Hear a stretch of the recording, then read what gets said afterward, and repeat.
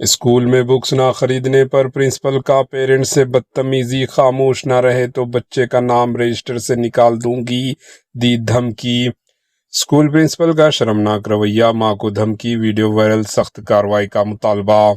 ایک چونکا دینے والا واقعہ سامنے آیا جہاں ایک اسکول کے پرنسپل نے ایک اسٹوڈنٹ کی والدہ پیرنٹس کے ساتھ انتہائی نامناسب رویہ اختیار کیا۔ اطلاعات کے مطابق والدہ نے اسکول سے کتابیں خریدنے سے انکار کیا، جس پر پرنسپل اپنے آپ کھو بیٹھی۔ ویڈیو میں صاف سنا جا سکتا ہے کہ پرنسپل غصے میں کہہ رہی ہے، آپ خاموش رہیں، یہاں سے چلی جائیں ورنہ میں بچے کا نام رجسٹر سے نکال دوں گی۔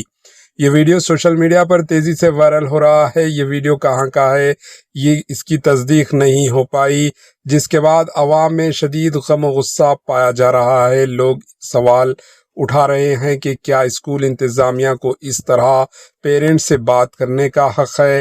شہریوں اور والدین کی بڑی تعداد نے مطالبہ کیا ہے کہ ایسے اسکول اور ایسے رویہ رکھنے والے پرنسپل کے خلاف سخت قانونی کارروائی کی جائے تاکہ آئندہ اس طرح کے واقعات نہ ہوں۔ Bureau report, ایچین news. 6 گھنٹے چاہیے تم کو بات سمجھنے کے لیے، 6 گھنٹے چاہیے بس کیجیے نا۔ You shut up, shut up. بچے لا کے دیجیے، پلیز بچائیے، لا کے دیجیے بچے، نکالیں یہاں سے، اٹھ کے ہٹاؤ رجسٹر سے نام، ترنت ہٹاؤ یہاں سے نام۔ You shut up, shut up. Course خریدا